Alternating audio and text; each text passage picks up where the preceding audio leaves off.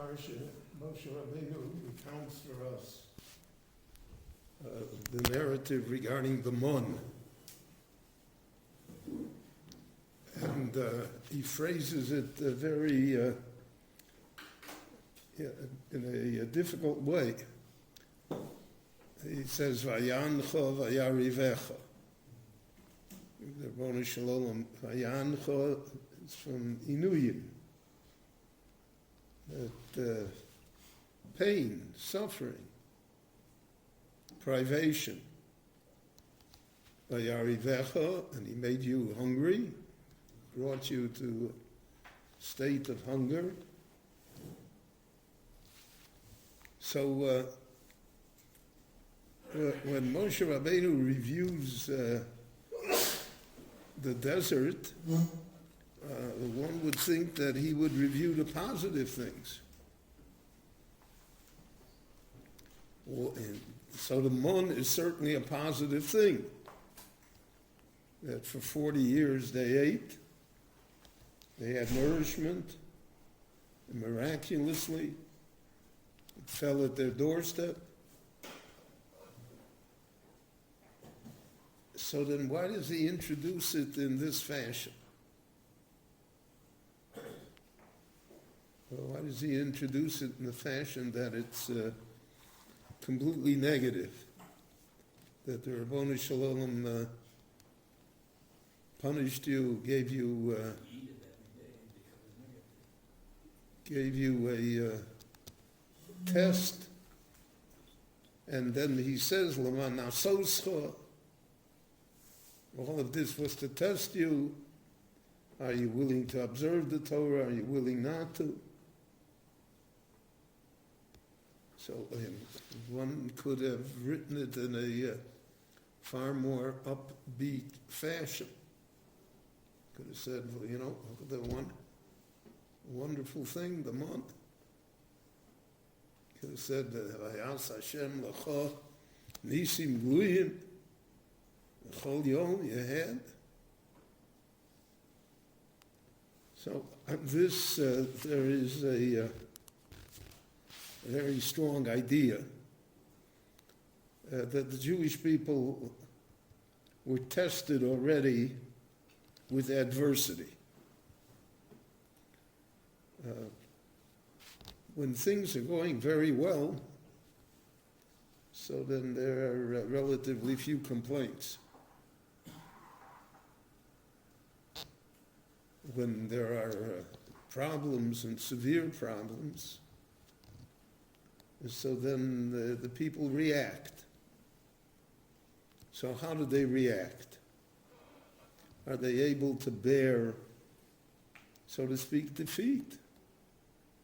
Are they be able to suffer adversity and nevertheless remain strong? That's what he said, "L'man nasoscha." The man that we should know, Yasishmor mitzvosav imlav. So when everything is good, that's not the test. Now, we all know that in life, in personal life, there never is anybody that goes through all good.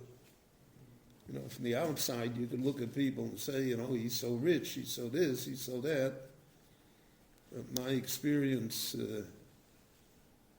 is that everyone has more than one share of problems, no matter what financial or social or economic status one achieves.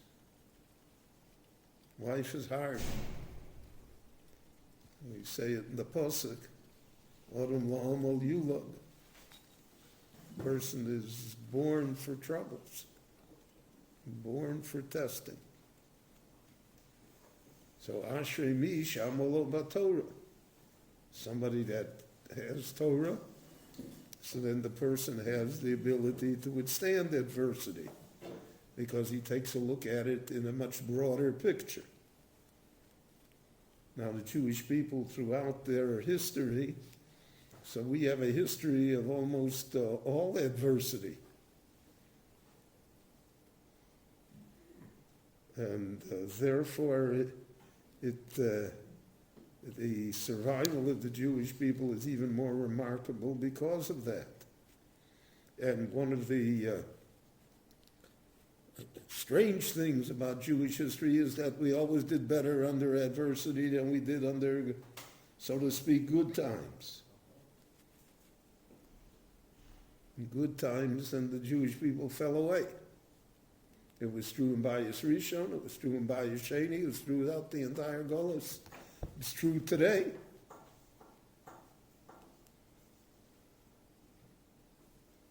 When there was the Depression in the United States, the synagogues were full. People lived the Jewish life. When there's prosperity and everybody has 2 homes and 3 cars, so then it's a different world. It's not that way. So Moshe wanted to make that lesson apparent to us. So he said, Vayamcha vayarivecha, Ribbon Shalom is testing you. This is a preamble for what's going to be. You want to know what Jewish life is going to look like? It's a test. All of life is a test. Everybody suffers, reverses, tragedies. It's inescapable. But that's the test. So then, right? So then we want to know whether or not who you are and what you are and what's your relationship, Kaviyachal, to the Ribbon Shalom and the Torah.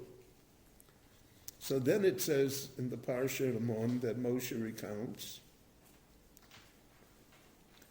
that the Mann was Vayachilcho es Amon asher lo yadato v'lo yodun avosecha.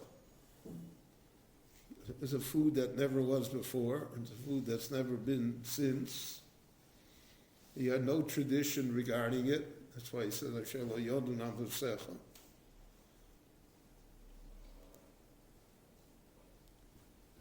So what was the purpose? So the Torah says, that man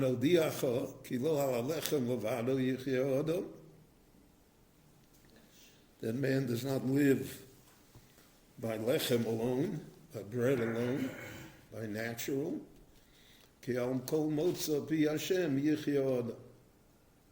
Person lives on what God wants him to live on what the motza pi Hashem is. So in one generation it's mon, in another generation it can be a very good crop of grain, and the third generation can be other blessings, but it's all motza pi Hashem. It all is from a godly source. And that's why Chazal said that before we eat, we have brachot. And because the bracha makes it al kol motza pi Hashem. So that's what the bracha is, hamotzi lechem min haaretz. So how can you say hamotzi lechem min haaretz? The farmer is the one that does it. But that's not true. Because all of nature is supernatural. I mean, if you'll think about it, you put a seed in the ground and out of it grows grain. Why should that happen? Well, we're so accustomed, so that's natural. And all the brachos are like that. Borei prio adamo, borei prio eitz, borei mine mezonos. That all comes to reinforce this idea, ki al kol motza pi Hashem yichya adam. That we're living from God's bounty. And because of that, so therefore we have a recognition of our relationship to the Creator. But if one thinks that, in today's world, everybody thinks that milk comes from the carton, or that bread comes from the bakery. So there's nothing behind it. And that's why in this parsha, the Torah lists for us all of the blessings and bounty of Eretz Yisrael. Chita, Saura, everything, Zeis, Shemen, and Dvash. The Torah describes Eretz Yisrael as Eretz Zovas, Cholov, and Dvash.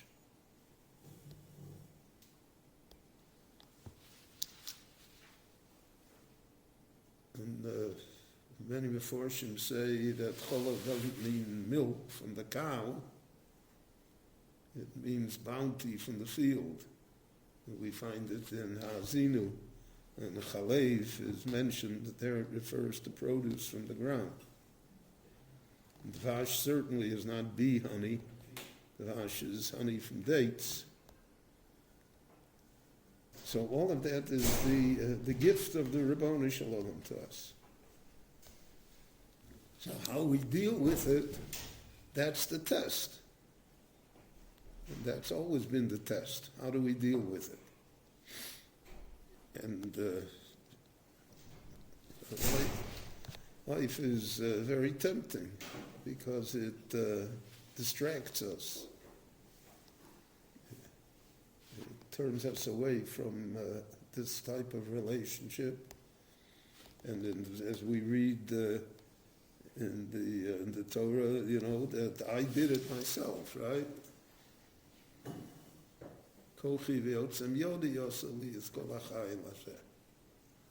We attribute it to ourselves. So when you attribute it to yourself, so you cut out the Ribono Shel Olam. Once you cut out the Ribono Shel Olam, so then other things are bound to occur that are not very sanguine for the future of the Jewish people. There's a famous anecdote, mashal, that the Balei Musar used to say, is that there was a king who was riding in his carriage, and someone threw a rock at the carriage, and one of the guards threw himself up and took the rock on his own body, and he was severely injured. He was in the hospital for a long time. The king wanted to reward him. So the king said to him, I'll open up my treasury for 10 minutes, and you can take whatever you want. And you have 10 minutes, you take whatever you want. But the king was not foolish. So at the entrance to the treasury, the king set up, a smorgasbord, and he had a band playing, and he had entertainment. He had a whole series of things. So the poor soldier who never experienced anything like this, so he stopped to taste all of the good food, and to go to the bar and get the drink, and to watch the show, and to listen to the music. And then he realized that he has 30 seconds left. 9.5 minutes went by already. So he ran into the treasury, and he grabbed 3, 4, 5, 6, 7 items, whatever he could. He stuffed them in his pocket, and he ran out. So his wife, when he brought him home, so his wife said, what a wonderful thing. Look at the treasure that you brought home. And he wept. And he said, I could have had hundreds like these, but I wasted the opportunity. So the Balei Musar said, that's a mashal on our lives, is that the treasury is open for a while, but there's a lot of distractions. There are a lot of things going on. So therefore, we can't take the treasure, right? Rarely do we realize, and then it's late. It's always late. So that is what Moshe is trying to impress upon the Jewish people. And that's the lesson that he wants them to learn from the mann. And that's the idea that lies behind the statement, Kechol motza pi Hashem yichya adam. Once a person realizes that, so then life takes on a different viewpoint, and he can accumulate much more treasure than he thought he did. Rabbi Chananya ben Akash Omer Ratzak HaKadosh Baruch Hu L'Zakas Yisrael V'fuchal Chirbo Lahem Torah Mitzvot Shenemar Adonai Chofetz Aman Tzidko Yagdil Torah Yagdil.